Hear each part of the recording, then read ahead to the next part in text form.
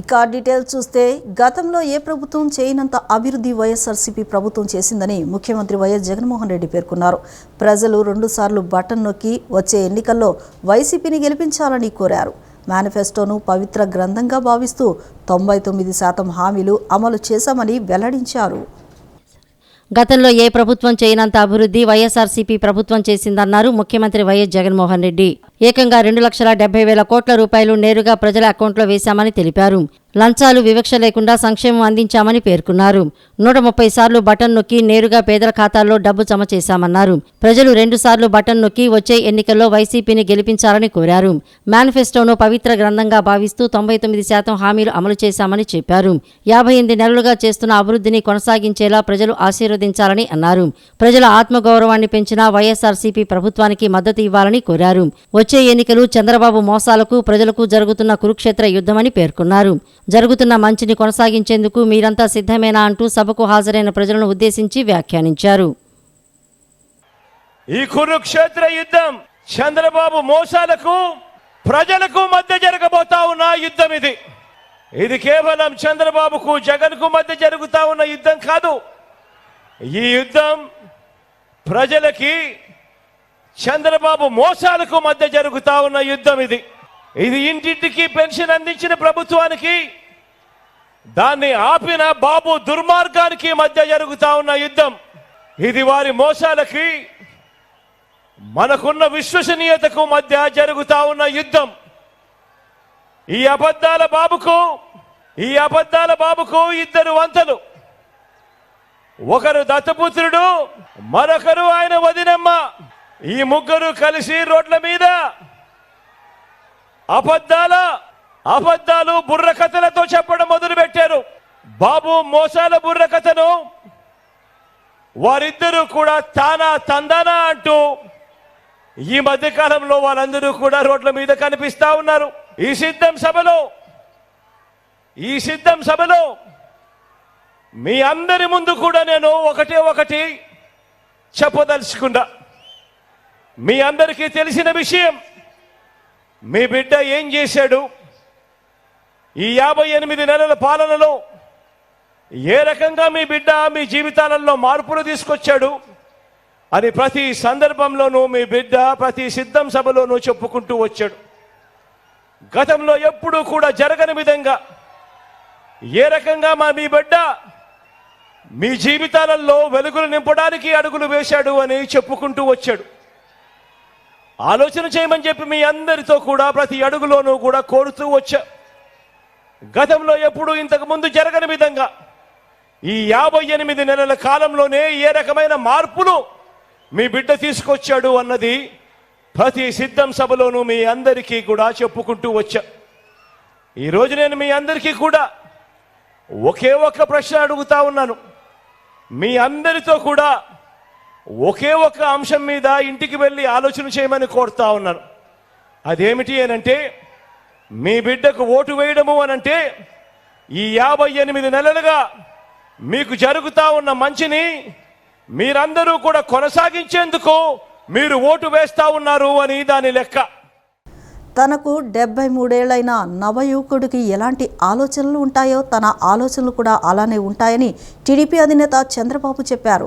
రాబోయే 25 ఏళ్లలో ప్రపంచంలో ఎలాంటి మార్పులు ఉంటాయో అవన్నీ తీసుకువచ్చి మన పిల్లలకు అందించాలన్నదే తన ఆలోచనని వివరించారు.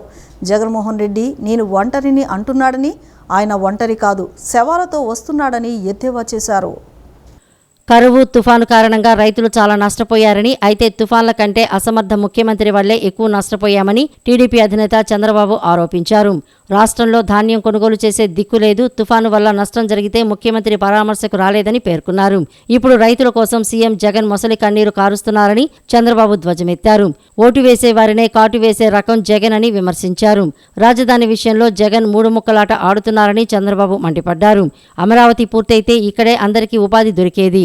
ఉపాధి కోసం యువత హైదరాబాదు, బెంగళూరు, చెన్నై వెళ్తున్నారు. ఏపీలో రాక్షస పాలన కొనసాగుతోందని, వైసీపీ రాక్షస పాలన తరిమికొట్టేందుకు ప్రజలు సిద్ధంగా ఉన్నారని చెప్పారు. వైసీపీ అధికారంలోకి వచ్చిన నాటి నుండి పన్నులతో ప్రజల నడ్డి విరుస్తున్నారని, ప్రజలకు 10 రూపాయలు ఇచ్చి 100 రూపాయలు తీసుకుంటున్నారని మండిపడ్డారు. వైసీపీలో కొందరు మంచివాళ్లు, మరికొందరు రౌడీలు ఉన్నారని, ఆ రౌడీలు మనకు వద్దని ఆయన పిలుపునిచ్చారు. జగన్ బహిరంగ సభలకు వెళ్లకపోతే పెన్షన్లు కట్ చేస్తున్నారని, వైసీపీ ప్రభుత్వం మరీ ఉన్మాదంగా వ్యవహరిస్తోందని ధ్వజమెత్తారు. 5 ఏళ్లలో పోలవరం ఎంత పూర్తయింది? రోడ్లపై గుంతలు పూడ్చలేని వారు 3 రాజధానులు ఎలా కడతారని చంద్రబాబు నాయుడు ప్రశ్నించారు. జగన్మోహన్ రెడ్డి చేసే పని 10 రూపాయలు ఇచ్చి అప్పు తెచ్చి అప్పు మీ నెత్తిన పెట్టి 100 రూపాయలు కొట్టేస్తున్నాడు. నేను ఆ పని చేయను. సంపద సృష్టిస్తా, ఆదాయం పెంచుతా, పెంచిన ఆదాయంలో మీకు 20 రూపాయలు ఇస్తా, 20 రూపాయలు 2000 రూపాయలు చేపిస్తా, 2 లక్షల రూపాయలు చేపిస్తా. నిరంతరం మిమ్మల్ని పైకి తీసుకొచ్చే బాధ్యత నాదని మా ఆడబిడ్డలందరికీ కోరుతున్నా. అందుకే ఆడబిడ్డ నిధి 1500 నెలకు, ఇంట్లో 2 ఉంటే 3000, 3 ఉంటే 4500, 4 ఉంటే 6000 ఇస్తా. ఎవరిని అడగక్కర్లా, నేరుగా మీ అకౌంట్కే వస్తుంది. తీసుకోవాలని ఉంటే నెలవారీగా మీ ఇంటికి పెన్షన్లతో సమానంగా ఆ డబ్బులు కూడా ఇస్తా. రెండోది, తల్లికి వందనం నేనే పెట్టాను. ఎప్పుడూ ఉండేది కాదు. పిల్లలు ఇప్పుడు బాగా పెద్ద అయిన తర్వాత తల్లిని మర్చిపోతున్నారు, తండ్రిని కూడా మర్చిపోతున్నారు. కానీ భారతదేశం యొక్క సాంప్రదాయం తల్లి తండ్రులు గౌరవించడం. నకిలీ నవరత్నాలు 2 బేరీ చేయండి. ఇంకొక విషయం కూడా గుర్తుపెట్టుకోండి, ట్యాంకులో నీళ్లుంటే ట్యాప్లో నీళ్లు వస్తాయి, అంతేనా? ట్యాంకులో నీళ్లు లేకపోతే రావు కదా. ఇప్పుడు మొన్న 1వ తారీఖు జీతాలు ఇచ్చాడా జగన్మోహన్ రెడ్డి? పింఛన్లు ఇచ్చాడా జగన్మోహన్ రెడ్డి? అంటే ట్యాంకులో నీళ్లు అయిపోయినాయి, ట్రెజరీ ఖాళీ అయిపోయింది. మళ్ళా అప్పిస్తే మళ్ళా ఎగరతాడు. అప్పిచ్చేవాడు మారేస్తే ఏమవుతాడు? ఏది రాదు మీ అందరికీ. అందుకే నేను చెప్తున్నా, మీ ఇంట్లో కూడా చూడండి, దినమంతా కూడా తాగేసి ఊరు తిరిగి వస్తే కుటుంబం గడుస్తుందమ్మా? గడుస్తుందని ఎవరైతే వ్యవసాయం చేయాలనో ఉద్యోగం చేయాలనో చేసి మీరు 10 రూపాయలు సంపాదిస్తే ఆయన ఒక 20 రూపాయలు సంపాదిస్తే కుటుంబం సాఫీగా జరుగుతుంది. అది ముఖ్యం. అందుకే నేను చెప్తున్నా, తెలిసిన వ్యక్తి భవిష్యత్తు గురించి ఆలోచిస్తున్నా, మిమ్మల్ని గురించి ఆలోచిస్తున్నా, నా కోసరం కాదు. ఈ విషయం మీరు గుర్తుపెట్టుకోమని కోరుతున్నా. ఎంత స్వార్థపరుడంటే ఈ జగన్మోహన్ రెడ్డి, వాలంటీర్లు అందరూ రాజీనామా చేస్తే ఆయన మళ్ళా ముఖ్యమంత్రి అయితే మొదటి సంతకం పెడతాడంట. ఈయన కాకపోతే ఏమవుతుంది? అందరి జీవితాలు నాశనం అయిపోతాయా లేదా? ఇది స్వార్థం అవునా కాదా? జీవితాలతో ఆడుకోవడం అవునా కాదా? చెలగాటం ఆడడం అవునా కాదా? నేను అందుకే చెప్పా, మీరు ఎవ్వరూ రాజీనామా చేయొద్దండి, నేనుంటా, మీ వ్యవస్థ ఉంటుంది, మీ జీతాలు పెంచుతా, మీకు స్కిల్ డెవలప్మెంట్ చేస్తా, లక్షల రూపాయలు సంపాదించే మార్గాన్ని నేను నేర్పిస్తానని నేను పిలిపించా. ఈరోజు మధ్యాహ్నం నుంచి జరిగే ముఖ్యమంత్రి రోడ్ షోను జయప్రదం చేయాలని పార్టీ శ్రేణులకు రాష్ట్ర ప్రణాళికా సంఘం ఉపాధ్యక్షులు మల్లాది విష్ణు, ఎమ్మెల్యే వెల్లంపల్లి శ్రీనివాస్ పిలుపునిచ్చారు. పేదవాడికి అండగా, మనందరి ప్రభుత్వానికి తోడుగా ఇంటింటి అభివృద్ధి కొనసాగించేందుకు ముఖ్యమంత్రి రోడ్ షోకు సంపూర్ణ మద్దతు అందించాలని ఈ సందర్భంగా ప్రజలను కోరారు. విజయవాడ నగరంలో ఈ నెల 13న జరగనున్న CM YS Jaganmohan Reddy road షోను జయప్రదం చేయాలని ప్రజలను రాష్ట్ర ప్లానింగ్ బోర్డు ఉపాధ్యక్షులు central MLA Malladi Vishnu, MLA Vellampalli Srinivas కోరారు. వైసీపీ కార్యాలయంలో వారు మాట్లాడుతూ 2019లో ప్రజలు అందించిన చారిత్రాత్మక విజయం నగర సర్వతోముఖాభివృద్ధికి ఎంతగానో దోహదపడిందని మల్లాది విష్ణు అన్నారు. రోడ్లు, పార్కులు, కమ్యూనిటీ హాల్స్, సబ్స్టేషన్లు, ఆర్ఓబీలు, ఆర్యూబీలు, నూతన పోలీస్ స్టేషన్ల నిర్మాణంతో 5 ఏళ్లలో విజయవాడ రూపే మారిపోయిందన్నారు. ఒక సెంట్రల్ నియోజకవర్గ పరిధిలోనే 866.84 కోట్ల మేర అభివృద్ధి పనులు చేపట్టినట్లు వివరించారు. గ్రామ, వార్డు సచివాలయ వాలంటీర్ల వ్యవస్థల ద్వారా లంచాలు, వివక్ష లేని పాలనకు తెరదీసి నియోజకవర్గ పరిధిలో 1,44,012 మందికి అక్షరాల 1063.6 కోట్ల సంక్షేమాన్ని అందించడం జరిగిందన్నారు. విజయోత్సవ ర్యాలీలాగా నడుస్తున్న జగన్మోహన్ రెడ్డి గారి యొక్క బస్సు యాత్రలు మీరు అందరూ కూడా చూస్తున్నారు.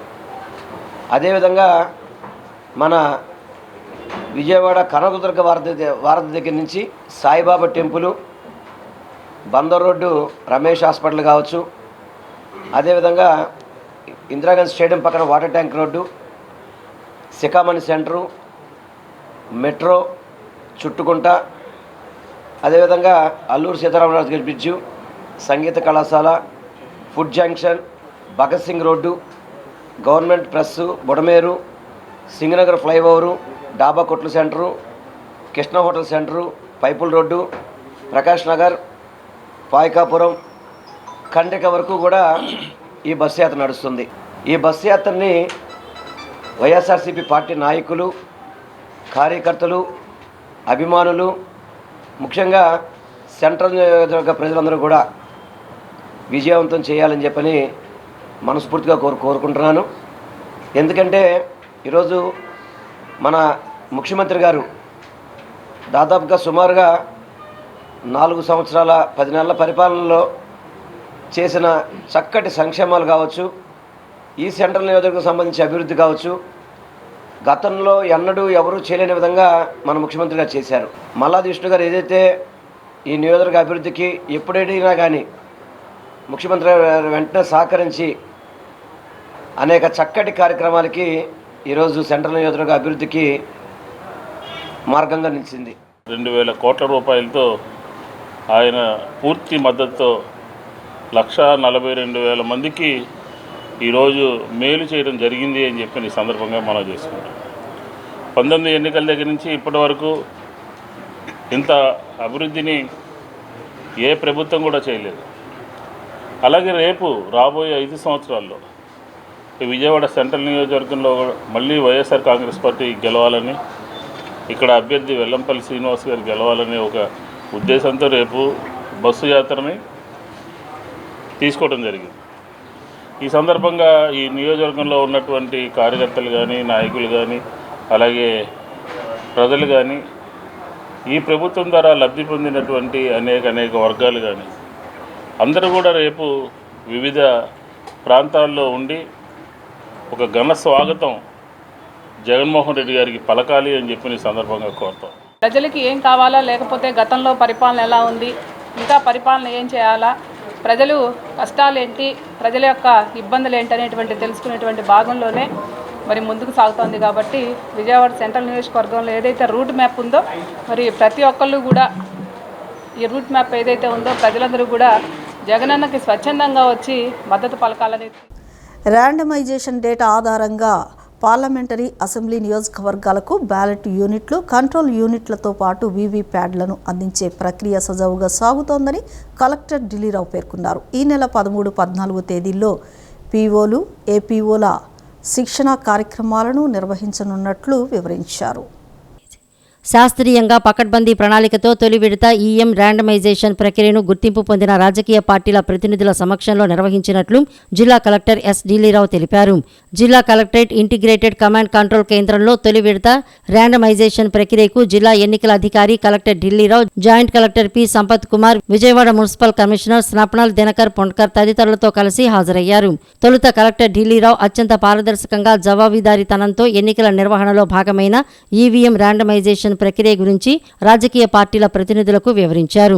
ఈసీఐ మార్గదర్శకాలకు అనుగుణంగా అదనపు యూనిట్లను కూడా అందుబాటులో ఉంచనున్నట్లు వివరించారు. ఈవీఎం మేనేజ్మెంట్ సిస్టమ్ ద్వారా ఆన్లైన్లో ర్యాండమైజేషన్ ప్రక్రియను విజయవంతంగా పూర్తి చేసిన అనంతరం ఈ డేటా ఆధారంగా గొల్లపూడిలోని ఈవీఎం గోదాం వద్ద ఈవీఎంలను నియోజకవర్గాలకు అందించే ప్రక్రియను రాజకీయ పార్టీల ప్రతినిధుల సమక్షంలో నిర్వహించారు. ఈ సందర్భంగా కలెక్టర్ ఢిల్లీరావు మాట్లాడుతూ ర్యాండమైజేషన్ డేటా ఆధారంగా పార్లమెంటరీ అసెంబ్లీ నియోజకవర్గాలకు బ్యాలెట్ యూనిట్లు, కంట్రోల్ యూనిట్లతో పాటు ఈవీప్యాట్లను అందించే ప్రక్రియ సజావుగా సాగుతోందని తెలిపారు. ఎక్కడా ఎలాంటి గందరగోళానికి తావు లేకుండా ఒక నియోజకవర్గానికి వెళ్లాల్సిన ఈవీఎం వేరే నియోజకవర్గానికి వెళ్లిందనే దానికి ఆస్కారం లేకుండా రిటర్నింగ్ అధికారులు, సహాయ సిబ్బంది సమన్వయంతో వ్యవహరిస్తూ పనిచేస్తున్నట్లు వెల్లడించారు. కోడ్ స్కానింగ్ యూనిట్లను బాక్సుల్లో ఉంచడం తదితర పనులన్నీ క్రమపద్ధతిలో జరుగుతున్నట్లు తెలిపారు.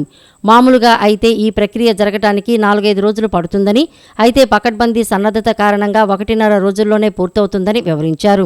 ఇక్కడ నుంచి అత్యంత భద్రత మధ్య తరలించే ఈవీఎంలను ఆయా నియోజకవర్గాల ఆర్ఓల పరిధిలోని స్ట్రాంగ్ రూములలో భద్రపరచడం జరుగుతుందన్నారు.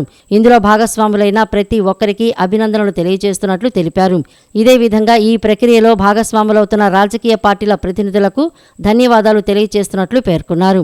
ఈ నెల 13-14 తేదీల్లో పీఓలు, ఏపీఓల శిక్షణ కార్యక్రమాలను నిర్వహించనున్నట్లు కలెక్టర్ ఢిల్లీరావు తెలిపారు. సో 7 నియోజకవర్గాలకు సంబంధించిన వాళ్ళు ఆ సిస్టమ్స్, వాళ్ళ స్టాఫ్ వాళ్ళందరితో వచ్చున్నారు. ఈ ప్రక్రియ ఇప్పటికి బ్యాలెట్ యూనిట్స్ ఆల్మోస్ట్ ఒక పార్లమెంట్కి సంబంధించిన సెగ్మెంట్స్ వారీగా అవ్వస్తుంది. ఇది అయిపోయాక అసెంబ్లీకి సంబంధించినటువంటి యాక్టివిటీ అనేటువంటి జరుగుతుంది. సో ఈ జనరల్గా 4-5 రోజులు జరగాల్సినటువంటి ప్రక్రియని కేవలం 1.5 రోజులో కంప్లీట్ చేయాలనుకునే విధంగా పకడ్బందీ ప్లాన్ చేసుకున్నాము. పర్ఫెక్ట్ స్లిప్స్ కానీ ప్రాపర్గా అనేటువంటిది బాక్స్ వైజ్ వచ్చేటువంటి లిస్ట్ని కానీ ప్రింట్ తీసుకోవడం కానీ, లేకపోతే ఆ యూనిట్ నెంబర్ రాసుకోవడం కానీ, ఆ యూనిట్ నెంబర్ స్కాన్ చేసుకోవడం కానీ, దాని యూనిట్ నెంబర్ ఫైండ్ చేసుకోవడం కానీ, ఇదంతా కూడా ఒక పద్ధతి ప్రకారంగానేటువంటి జరుగుతుంది. ఎక్కడ ఒక అసెంబ్లీకి రావాల్సినటువంటి మెషిన్ ఇంకొక అసెంబ్లీకి వెళ్ళిపోయింది అనే పరిస్థితి రాకుండా చాలా జాగ్రత్తగా చేస్తున్నాం. ఒక విధంగా నేను 2009 ప్రక్రియ క్లోజ్గా అబ్జర్వ్ చేసేవాడును, 14 కూడా అబ్జర్వ్ చేసిన వాడును, 19 కూడా చూసిన వాడిని. ఈ మూడిట్లో కన్నా ఇప్పుడు ఈ ప్రక్రియ అనేటువంటి చాలా సైంటిఫిక్గా అనేటువంటి జరుగుతుంది. సో నిజంగా దీనికి joint collector, entire returning officers and all nodal officers వాళ్ళందరికీ కూడా ప్రత్యేకమైనటువంటి అభినందనలు. ఎంటైర్ ప్రక్రియ మొత్తాన్ని కూడా పొలిటికల్ పార్టీస్ ఇక్కడే ఉండి చూస్తున్నారు. ప్రతిపక్ష నేతల ఫోన్లను వైకాపా ప్రభుత్వం ట్యాప్ చేస్తోందని తెలుగుదేశం నేత దేవినేని ఉమామహేశ్వరరావు ఆరోపించారు. ఎన్డీఏ నేతల ఫోన్లను ట్యాపింగ్ చేస్తున్నారన్నారు. ఫోన్ ట్యాపింగ్తో నేతల వ్యక్తిగత సమాచారాన్ని వైకాపా ప్రభుత్వం సేకరిస్తుందన్నారు. ఫోన్ ట్యాపింగ్కు కారకులైన ఉన్నతాధికారులపై చర్యలు తీసుకోవాలని ఈసీకి ఫిర్యాదు చేస్తామన్నారు. తాడేపల్లి ప్యాలెస్ కేంద్రంగా ఫోన్ ట్యాపింగ్ జరుగుతోందని మాజీ మంత్రి దేవినేని ఉమామహేశ్వరరావు సంచలన ఆరోపణలు చేశారు. టీడీపీ ముఖ్య నేత నారా లోకేష్ ఐఫోన్ వాడుతుంటారు. ఆయన మొబైల్ ట్యాపింగ్ అయినట్లు అలర్ట్ మెసేజ్ వచ్చింది. ట్యాపింగ్ అంశాన్ని యాపిల్ సంస్థ సాంకేతిక పరిజ్ఞానంతో కనిపెట్టారు. తన మొబైల్ ట్యాపింగ్ అయిందని లోకేష్ స్పష్టం చేశారు. విపక్ష నేతలే కాదు, ఎన్నికల అధికారుల ఫోన్లను కూడా ట్యాపింగ్ చేశారని సంచలన ఆరోపణలు చేశారు. సీఎం జగన్ ఆదేశాలతో అధికారులు ఫోన్ ట్యాపింగ్ చేస్తున్నారని మాజీ మంత్రి దేవినేని ఉమా మండిపడ్డారు. సీఎం జగన్ 175 నియోజకవర్గాల్లో ఉన్న ప్రతిపక్ష నేతల మొబైల్స్ ట్యాప్ చేస్తున్నారని వివరించారు. నారా లోకేష్ బాబు ఫోన్ ట్యాప్ జరుగుతూ ఉన్న విషయాన్ని యాపిల్ సంస్థకున్న అత్యాధునిక సాంకేతిక పరిజ్ఞానంతో వాళ్ళు ఈరోజు ఈ వాస్తవాల్ని బయట ప్రపంచానికి తెలియజేశారు. ఏదైతే ఈ urgent security alert for Nara Lokesh @gmail.com చాలా క్లియర్గా యాపిల్ సంస్థ పంపించింది. దీనికి ఏం సమాధానం చెప్తారు ముఖ్యమంత్రి జగన్మోహన్ రెడ్డి? తాడేపల్లి ప్యాలెస్ కేంద్రంగా ఫోన్ ట్యాపింగ్ జరుగుతుందని ఆనాడు వైసీపీ ఎమ్మెల్యేగా ఉన్న కోటమిరెడ్డి శ్రీధర్ రెడ్డి చాలా స్పష్టంగా రాష్ట్ర ప్రజలకు తెలియజేశారు. మా ఫోన్లు కూడా ట్యాప్ అవుతున్నాయి, మా ఫోన్లు కూడా ట్యాప్ చేస్తున్నారు, మేం మాట్లాడేది వింటున్నారు, మేం మా వ్యక్తిగత జీవితాల్లోకి చొరబడుతున్నారు, కుటుంబ సభ్యులతో మాట్లాడే విషయాలు కూడా వింటున్నారు అని గత 4 సంవత్సరాల పైగా ఎన్నో ఆరోపణలు తాడేపల్లి ప్యాలెస్ కేంద్రంగా వైసీపీ ప్రభుత్వం మీద ఆరోపణలు వస్తే ఒక్క పోలీస్ అధికారి సమాధానం చెప్పలా, ఒక్క కేబినెట్ మంత్రి సమాధానం చెప్పలా, ముఖ్యమంత్రి జగన్ రెడ్డి నోరు తెరవడం, సమాధానం చెప్పడం. Additional DG intelligence PSR Sitharamanjaneyulu రాష్ట్ర ప్రజలకు సమాధానం ఇవ్వాలి, రాష్ట్ర ప్రజలకు సమాధానం చెప్పాలి, ఇమీడియట్గా వీళ్ళ మీద చర్యలు తీసుకోవాలని మా రాజ్యసభ సభ్యులుగా పనిచేసిన కనకమేడల రవీంద్ర గారు, ఇవాళ చీఫ్ ఎలక్షన్ కమిషన్ కూడా కలిసి ఢిల్లీలో ఇవాళ ఏదైతే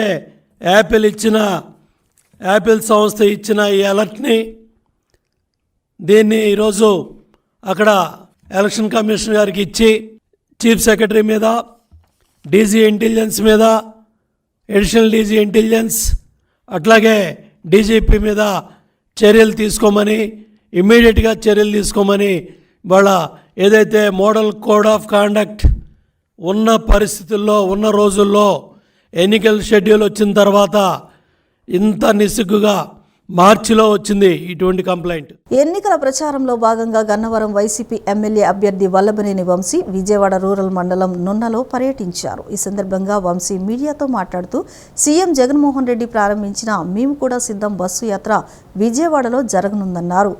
సీఎం జగన్మోహన్ రెడ్డి విజయవాడలో బస చేసి మరుసటి రోజు గన్నవరం మీదుగా హనుమాన్ జంక్షన్ చేరుకుంటున్నారన్నారు. అక్కడ గుడివాడలో సభ నిర్వహిస్తారని పేర్కొన్నారు. సీఎం జగన్మోహన్ రెడ్డి ప్రారంభించిన బస్సు యాత్రకు ప్రజల్లో విశేష స్పందన వచ్చిందన్నారు. బస్సు యాత్ర రేపు విజయవాడ నగరంలో ఉంది. రేపు రాత్రి బహుశా విజయవాడ నగరంలో ఆయన ఉండే అవకాశం ఉంది. తర్వాత ఎల్లుండి గన్నవరం మీదుగా గుడివాడ సభ ఉందన్నమాట. గన్నవరంలో ఇంకా రూట్ ఫైనల్ చేయాలి, ఈ నైట్ ఫైనల్ అయితే జనసేనకు పోతిన మహేష్ రాజీనామాతో విజయవాడలో జనసేన పార్టీ ఖాళీ అయిపోయిందని పశ్చిమ వైసీపీ నేతలు అన్నారు. ఈ సందర్భంగా వారు మాట్లాడుతూ అనేక మంది నాయకులు జనసేనకు రాజీనామా చేస్తున్నారన్నారు. దాదాపుగా 12 డివిజన్ల అధ్యక్షులు రాజీనామా చేశారని చెప్పారు. జనసేన ఆత్మీయ సమావేశం పేరుతో సమావేశం ఏర్పాటు చేస్తే కనీసం 30 మంది కూడా రాలేదన్నారు. విజయవాడ తూర్పు నియోజకవర్గం, సెంట్రల్ నియోజకవర్గంలో కూడా దాదాపుగా జనసేన ఖాళీ అయింది. మరి విజయవాడ పశ్చిమ నియోజకవర్గంలో తీసుకుంటే ఇప్పటికే దాదాపుగా 12 మంది జనసేన డివిజన్ అధ్యక్షులు, సమన్వయకర్తలు, అలాగే విజయవాడ జనసేన నగర ఉపాధ్యక్షులతో సహా అందరూ రాజీనామా చేసి ఈ రోజున పోతిన మహేష్ గారి దగ్గర మరి ఆయనతో పాటు కలిసి ప్రయాణం చేయడానికి సిద్ధమైనట్టుగా తెలుస్తుంది. జనసేన ఆత్మీయ సమావేశం అని చెప్పి ఒక కార్యక్రమం నిర్వహిస్తే మరి ఆ కార్యక్రమంలో ఆపసోపాలు పడి విజయవాడ పశ్చిమ నియోజకవర్గం నుంచే కాకుండా తూర్పు నియోజకవర్గం, సెంట్రల్ నియోజకవర్గం నుంచి కూడా కాకుండా జిల్లా మొత్తం మీద అందరినీ గ్యాదర్ చేసి తీసుకొస్తే పట్టుమని ఆపసోపాలు పడి తీసుకొస్తే పట్టుమని 30 మంది కూడా ఆ సమావేశానికి హాజరు కానటువంటి పరిస్థితి మనం చూసాం. అంతేకాకుండా మరి ఆ సమావేశంలో మరి దాన్ని జనసేన ఆత్మీయ సమావేశం అనాలా, కూటమి ఆత్మీయ సమావేశం అనాలనేది అందరూ కూడా ఆలోచించుకోవాల్సినటువంటి అవసరం ఉంది. మేము పోతున మహేష్ అన్నయ్య గారితో ప్రయాణం చేయాలి, క్యాడర్ బాగోవాలి అని చెప్పి మహేష్ అన్నయ్య ఈ డిసిషన్ తీసుకున్నారు. ఆయన భవిష్యత్తు కోసం కాదు, క్యాడర్ భవిష్యత్తు కోసం. మీరు ఈరోజు మీ చేతుల మీద మీరే కత్తి పెట్టి నరుక్కొని అవతలకి వెళ్ళారు. మీరు ఈరోజు ఎక్కడ ఏ స్థానంలో ఉన్నారు? 100 రూపాయల బిర్యానీకి 300 రూపాయల జెండా కూలీకి మీరా మాట్లాడుతున్నారు పోతున మహేష్ గారి గురించి. ఎస్టీ, ఎస్సీ, బీసీ, ముస్లిం అందరికీ న్యాయం చేసే నాయకత్వంలో పనిచేయడానికి పోతున మహేష్ గారు సిద్ధంగా ఉన్నారు. చార్టెడ్ ఫ్లైట్లో తిరుగుతూ స్కామ్లు చేసేవారు వచ్చి పశ్చిమ నియోజకవర్గాన్ని సింగపూర్ చేస్తారని చెప్పడం హాస్యాస్పదమని నగర మేయర్ ఆయన భాగ్యలక్ష్మి వ్యాఖ్యానించారు. నియోజకవర్గంలో కోట్ల రూపాయలు వెచ్చించి అభివృద్ధి కార్యక్రమాలు చేశామని తెలిపారు. పశ్చిమ నియోజకవర్గ పరిధిలోని 48వ డివిజన్ కొండ ప్రాంతంలో విజయవాడ పార్లమెంటు అభ్యర్థి కేశినేని నాని, పశ్చిమ నియోజకవర్గ వైసీపీ అభ్యర్థి షేక్ ఆసిఫ్ విజయాన్ని కాంక్షిస్తూ మాజీ కార్పొరేటర్ శ్వేత, నగర మేయర్ రాయన భాగ్యలక్ష్మి ఎన్నికల ప్రచారం నిర్వహించారు. ఈ సందర్భంగా ప్రభుత్వం చేసిన సంక్షేమ పథకాలను అభివృద్ధి వివరిస్తూ ఓట్లు అభ్యర్థించారు. అనంతరం వారు మాట్లాడుతూ తమ ప్రభుత్వ హయాంలో కొండ చివరి వరకు మౌలిక సదుపాయాలతో పాటు సంక్షేమ పథకాలను అందించామని చెప్పారు. చేసిన అభివృద్ధిని, సంక్షేమాన్ని చూసి ఓటు వేయమని అడిగే దమ్మున్న నాయకుడు సీఎం జగన్ అని పేర్కొన్నారు. కొండ ప్రాంతం అంటే ఏంటో తెలియని వారు పశ్చిమ నియోజకవర్గానికి వచ్చి ఏదో ఉద్ధరిస్తామని ప్రగల్భాలు పలకడం హాస్యాస్పదంగా ఉందన్నారు. రాబోయే ఎన్నికల్లో వైసీపీ అభ్యర్థులు అఖండ మెజారిటీతో గెలవడం ఖాయమని ఆమె ధీమా వ్యక్తం చేశారు. సమస్యలన్నీ కూడా రోడ్లు కానీ, డ్రైనేజ్ కానీ, నీళ్ళ సమస్య ఇటువంటివే ఉంటాయి. పెద్ద పెద్ద సమస్యలు అనేది ఉండవండి. అలాంటిది కార్పొరేషన్ వైఎస్ఆర్సీపీ గెలుచుకున్న తర్వాత మన మేయర్ గారు స్పెషల్ దృష్టి పెట్టి మన కొండ ప్రాంతం మీద, అలాగే ఆదిలక్ష్మి గారు ఏ సమస్య ఉన్నా కానీ ఆఖరికి మీరు ఒక్కొక్క ఇంటి ఉన్న రోడ్డుని కూడా మంచిగా సీసీ రోడ్లు వేయించి, అలాగే డ్రైన్లు బాగా చేసి, ఇక్కడ కొండ ప్రాంతంకి వాటర్ ట్యాంకులు సెపరేట్గా పెట్టించి, ఇలా చాలా మంచిగా వేగంగా 3 సంవత్సరాల్లోనే ఎంతో ట్రాన్స్ఫర్మేషన్ అనేది మీరు కొండ ప్రాంతంలో చూస్తున్నారు. అదే పక్షంలో మీరు చూసుకుంటే తెలుగుదేశం పార్టీ తరపున అలాగే కూటమి తరపున వచ్చిన నాయకులందరూ కూడా ఎక్కడెక్కడి నుంచో వచ్చిన వాళ్ళు ఇక్కడ సమస్యలు ఏంటనేది కూడా వాళ్ళకి ఏమాత్రం అవగాహన లేదు. నిన్న ఇక్కడ కూటమి అభ్యర్థి నేను 1 టౌన్ని సింగపూర్గా చేస్తాననే మాటలు మాట్లాడారు. అసలు ఈ ప్రాంతం గురించి ఆయనకి ఏం తెలుసు అని సింగపూర్గా మారుద్దాం అనుకుంటున్నారు. ఎలా చేస్తారు సింగపూర్? విజయవాడ పశ్చిమ నియోజకవర్గం మొత్తం అభివృద్ధి పదంలోకి తీసుకెళ్ళటం జరుగుతుంది. అలాగే కేశినేని శ్వేత గారు ఈరోజు కొండ చివరి వరకు వచ్చి గతంలోనే ఏ అభివృద్ధి జరిగిందన్నది ఆమె క్షుణ్ణంగా చూసి ప్రజలకి ఈ కేశినేని నాని గారికి, ఆసిఫ్ గారికి అత్యధిక మెజారిటీతో గెలిపించే విధంగా ఈరోజు ప్రజలు బయటికి వచ్చి స్వచ్ఛందంగా వాళ్ళు మేము ఫ్యాన్కి ఓటేస్తాం, జగన్ బాబుని మళ్ళీ మేము గెలిపించుకుంటామని చెప్పి వాళ్ళు స్వచ్ఛందంగా చెప్పడం జరుగుతుంది. మహిళల అక్రమ రవాణాకు చర్యలు తీసుకునే అంశాన్ని మేనిఫెస్టోలో పెట్టిన పార్టీకే తమ మద్దతు ఉంటుందని విముక్త రాష్ట్ర అధ్యక్షురాలు అపూర్వ స్పష్టం చేశారు. ప్రభుత్వాలు మారుతున్నాయి కానీ సెక్స్ వర్కర్స్ సమస్యలు పరిష్కారం కావడం లేదని ఆవేదన వ్యక్తం చేశారు. విజయవాడ ప్రెస్ క్లబ్లో మీడియాతో మాట్లాడిన ఆమె రాష్ట్రంలో ప్రతి ఏడాది వ్యభిచారం చేసే వారి సంఖ్య పెరిగిపోతోందని, ఆంధ్రప్రదేశ్ దేశంలోనే మొదటి స్థానంలో ఉందన్నారు. వ్యభిచారంలో ఉన్న వారికి నష్టపరిహారం ఇచ్చి జనజీవన స్రవంతిలో చేర్చేందుకు ప్రభుత్వాలు కృషి చేయాలన్నారు. ప్రతి ఒక్క మనిషికి జీవించే హక్కు ఉంది. రాజ్యాంగంలో ఆర్టికల్ 21 ప్రకారం అందరికీ ఉంది. కాకపోతే మా సెక్స్ వర్కర్లకు మాత్రం ఎటువంటి ఇది లేదు. ఎలక్షన్లకి మాకు అవి ఇస్తామని చెప్పేసి అని అంటున్నారు, కానీ ఒక సెక్స్ వర్కర్కి మాత్రం ఏ సదుపాయాలు అందట్లేదు. ఈ మీడియా తరఫున మేము సెక్స్ వర్కర్లకి పోటీగా మేము నిలిచి రాజకీయ నాయకులతో మేము కలిసి వర్క్ చేస్తున్నాము. ఇక్కడి నుంచే స్టార్ట్ చేస్తున్నాము. ఇది స్కూళ్ళల్లో ప్రాబ్లం అవుతుంది. మా జనరేషన్ ఎట్లాగో పోయింది. 2వ తరం పిల్లలు కూడా స్కూళ్ళల్లో అడ్మిషన్ ఇస్తామని చెప్పేసి అని అంటున్నారు, అడ్మిషన్ ఇవ్వట్లేదు. ఎలక్షన్ టైంలో మేము అది చేస్తాం ఇది చేస్తామని మాట్లాడుతున్నారు. ఎవరైతే బాధిత మహిళలు అంటే సెక్స్ వర్కర్లు, మేము ఆ పదం వాడకూడదు కాబట్టి ఇక్కడ మేము బాధిత మహిళలు అని వాడుతున్నాము. కేంద్ర ప్రభుత్వం లెక్క ప్రకారం 2022 వరకు కూడా ఇప్పటి వరకు సుమారుగా 140,000 మంది సెక్స్ వర్క్ వృత్తిలో మునిగి ఇబ్బంది పడుతున్నారు. అలాగే ప్రతి ఏటా కూడా 10 నుంచి 15% వరకు ఎక్కువగా మేము పలానా చోట మీరు ఇంతవరకు చదువుకున్నారు, పలానా చోట మీకు ఆ పని ఇప్పిస్తాము, ఈ పని ఇప్పిస్తాము అని చెప్పి వాళ్ళని ఈ వృత్తిలోకి దింపడం అనేది జరుగుతుంది. దీంట్లో 18 ఏళ్ల వయసు నుంచి 40 సంవత్సరాల వాళ్ళు మాత్రమే ఈ వృత్తిలో మగ్గిపోతున్నారు. మెరిట్ విద్యార్థులను మాత్రమే కాకుండా సాధారణ విద్యార్థిని సైతం ఐఐటి విద్యార్థిగా తీర్చిదిద్దడమే లక్ష్యంగా శరత్ చంద్ర ఐఐటి అకాడమీ విద్యార్థులను సన్నద్ధం చేస్తోందని Sarath Chandra IAS academy advisor Rama Subba Rao పేర్కొన్నారు. తమ సంస్థ విద్యతో పాటు ఆత్మస్థైర్యాన్ని పెంపొందిస్తుందన్నారు. శరత్ చంద్ర ఐఐటి అకాడమీ మరియు శరత్ చంద్ర జూనియర్ కాలేజీ ఆధ్వర్యంలో 10th ఇంటర్ విద్యార్థులకు ఐఐటి జేఈ ఎగ్జామ్స్ కు సన్నద్ధంపై అవగాహన కార్యక్రమాన్ని నిర్వహించారు. విజయవాడ మొగల్రాజపురం సిద్ధార్థ కళాశాల ఆడిటోరియంలో నిర్వహించిన ఈ కార్యక్రమంలో ఆల్ ఇండియా 6వ ర్యాంకర్ కార్తికేయ విద్యార్థులకు అవగాహన కల్పించారు. IIT programme head NJ Reddy విద్యార్థులకు పలు సూచనలు చేశారు. అనంతరం Sarath Chandra IAS academy advisor Ramasubbarao మాట్లాడుతూ శరత్ చంద్ర ఐఐటి అకాడమీ విజయవాడలో సంవత్సర కాలంగా విద్యార్థులకు శిక్షణ అందిస్తోందని చెప్పారు. సీనియర్ అధ్యాపకులు ఎన్జే రెడ్డి ఆధ్వర్యంలో ఈ అకాడమీ నడుస్తోందని అన్నారు. ప్రస్తుతం ఉన్న అకాడమీలకు తమ అకాడమీ అందిస్తున్న శిక్షణపై అవగాహన కల్పించినట్లు చెప్పారు. మెరిట్ విద్యార్థులను మాత్రమే కాకుండా సాధారణ విద్యార్థిని సైతం ఐఐటి విద్యార్థిగా తీర్చిదిద్దే లక్ష్యంతో పనిచేస్తున్నామని వెల్లడించారు. విద్యతో పాటు ఆత్మస్థైర్యాన్ని పెంపొందిస్తున్నట్లు పేర్కొన్నారు. తమ అకాడమీలో బిట్స్ పిలానికి ఎంట్రన్స్ కోసం శిక్షణ ఇచ్చే విధంగా తర్ఫీదు ఇస్తున్నామని చెప్పారు. అకాడమీ చైర్మన్ ఐఐటి విద్యార్థి అని, ఒక ఐఐటి విద్యార్థి కోచింగ్ సెంటర్ను ఏర్పాటు చేయడంతో విద్యార్థులకు ఐఐటి కాన్సెప్ట్ త్వరగా అర్థమవుతుందని వెల్లడించారు. ఒక మెరిట్ క్యాండిడేట్ని తీసుకొని ఐఐటి సీటు తేవటము అనేది కాకుండా ఒక అబోవ్ యావరేజ్ స్టూడెంట్స్ తోటి వాళ్ళకి నాకు ఐఐటి సీటు కావాలని కాన్ఫిడెన్స్ ఉంటే చాలు, సో మనం ఇక్కడ చేయించగలము అనే ఒక కాన్ఫిడెన్స్ వాళ్ళు బిల్డ్ చేయడం జరుగుతూ ఉంది. ఎడ్యుకేషన్ తోటి పాటు ఇప్పుడు ప్రజెంట్ డేస్లో మనకి క్యారెక్టర్ బిల్డింగ్ కానీ లేకపోతే కాన్ఫిడెన్స్ లెవెల్స్ కానీ ఇవి టేకప్ చేయట్లేదు డిఫరెంట్ ఇన్స్టిట్యూట్స్లో.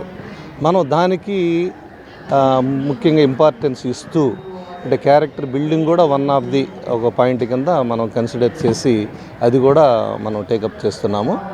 అట్లాగే మనకి జనరల్గా ఐఐటి అకాడమీలో ఒకప్పుడు బిట్స్ పిలానీకి ఎంట్రన్స్ ఎగ్జామ్ ఉండేది. ఈ మధ్య ఐఐటి సీట్లు పెరిగిన తర్వాత బిట్స్ పిలానీకి సపరేట్గా కంప్యూటర్ కోచింగు, రీజనింగు అటువంటి వాటి మీద కోచింగ్ అవసరం. మిగిలిన ఐఐటి అకాడమీస్లో అవి సపరేట్గా ప్రొవైడ్ చేయటం లేదు. బట్ ఇక్కడ శరత్ చంద్ర ఐఐటి అకాడమీలో దానికి సపరేట్గా లెక్చరర్స్ని దానికి సంబంధించిన కంప్యూటర్స్ని అవి పెట్టి వాటి కోచింగ్ కూడా ఇవ్వడానికి మన ఐఐటి అకాడమీలో మనం అనంతరం ఆల్ ఇండియా 6వ ర్యాంకర్ కార్తికేయ విద్యార్థులకు పలు సూచనలు చేశారు. జేఈ అడ్వాన్స్ 2022లో 6th ర్యాంక్ వచ్చింది నాకు. సో ఈరోజు ఇక్కడ శరత్ చంద్ర ఐఐటి అకాడమీ తరఫున Sarath sir IIT Madras alumni కాబట్టి అక్కడ ఐఐటి మద్రాస్లో కలిశాను. సో సార్తో మాట్లాడుతూ ఉన్నప్పుడు ఇలా చెప్పారు ఐఐటి గురించి స్టార్ట్ చేస్తా అన్నట్టు. సో నచ్చి ఇక్కడ స్టూడెంట్స్ని లైక్ 10th ముందు కోచింగ్ లేని స్టూడెంట్స్ కూడా ఐఐటి క్రాక్ చేయడానికి ఛాన్స్ ఉంది అన్న ఆపర్చునిటీ, వాళ్ళ కాన్ఫిడెన్స్ బూస్ట్ చేయడానికి, వాళ్ళకి ఏమైనా డౌట్స్ ఉంటే అవి క్లారిఫై చేయడానికి. లైక్ నిన్న విడుదలైన ఇంటర్ పరీక్షా ఫలితాల్లో శ్రీనివాస గ్రావిటీ విద్యా సంస్థల విద్యార్థులు పరుచూరి లిపి, కామినేని ప్రజ్ఞ 470 మార్కులకు గాను 465 మార్కులు సాధించి రాష్ట్ర స్థాయి ర్యాంకులు సాధించారని విద్యా సంస్థల డైరెక్టర్ శ్రీనివాస్ తెలిపారు. బైపీసీలో 6 విద్యార్థులు 440 మార్కులకు గాను 430 మార్కులు దాటారని వెల్లడించారు. ద్వితీయ సంవత్సర పరీక్షా ఫలితాల్లో ఏ గోపీచంద్ 983 మార్కులు, దుర్గారావు అనే విద్యార్థి 981 మార్కులు సాధించారని చెప్పారు. విద్యార్థుల శ్రమతో పాటు అధ్యాపకుల కృషే ఈ విజయానికి కారణమని ఆయన వెల్లడించారు. నిన్న విడుదలైన ఇంటర్ పరీక్షా ఫలితాల్లో శ్రీనివాస గ్రావిటీ విద్యా సంస్థల విద్యార్థులు సత్తా చాటారు. మొదటి సంవత్సరం విద్యార్థులు, ద్వితీయ సంవత్సర విద్యార్థులు ఉత్తమ స్థాయిలో మార్కులు సాధించి రాష్ట్ర స్థాయి ర్యాంకులు సాధించారు. ఈ మేరకు విజయవాడ మొగల్రాజపురంలోని కార్యాలయంలో ఏర్పాటు చేసిన విలేకరుల సమావేశంలో ఆ విద్యా సంస్థల డైరెక్టర్ శ్రీనివాస్ మాట్లాడుతూ తమ విద్యా సంస్థలు ప్రారంభించిన నాటి నుండి ఈ సంవత్సరం వరకు తమ విద్యార్థులు ఉత్తమ ఫలితాలు సాధిస్తున్నారని చెప్పారు. నిన్న విడుదలైన ఇంటర్ పరీక్షా ఫలితాల్లో మొదటి సంవత్సరం చదివిన పరుచూరి లిపి ఎంపీపీలో 470 మార్కులకు గాను 465, కామినేని ప్రజ్ఞ 465 మార్కులు సాధించారని చెప్పారు. 10 మంది విద్యార్థులు 460 మార్కులకు పైగా, 34 మంది విద్యార్థులు 450 మార్కులకు పైగా సాధించారని తెలిపారు. ఇక బైపీసీలో 6 విద్యార్థులు 440 మార్కులకు గాను 430 మార్కులు దాటారని వెల్లడించారు. ద్వితీయ సంవత్సర పరీక్షా ఫలితాల్లో ఏ గోపీచంద్ 983 మార్కులు, దుర్గారావు అనే విద్యార్థి 981 మార్కులు సాధించారని తెలిపారు. అతి తక్కువ కాలంలోనే తమ విద్యా సంస్థ రాష్ట్ర స్థాయి ర్యాంకులను సాధిస్తోందని, ఇందుకు విద్యార్థుల శ్రమతో పాటు తమ అధ్యాపక బృందం కృషి కారణమని పేర్కొన్నారు.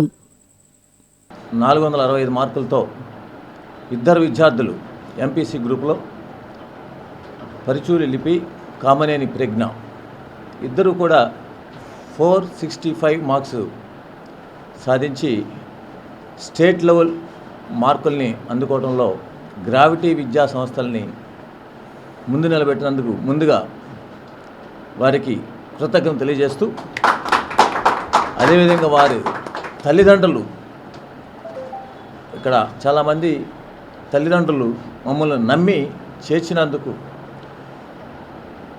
464 marks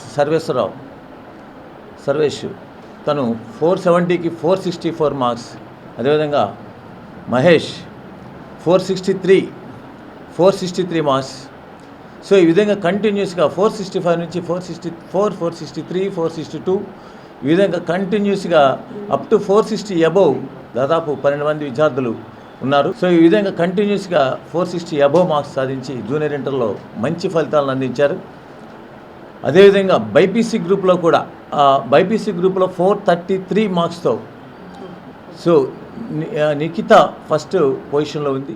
And I'd like to thank all my teachers and management to take care as like their own children and made me and gave us extraordinary teaching and good environment for studying. And I want to thank all my classmates for giving such clear and studying environment in a class.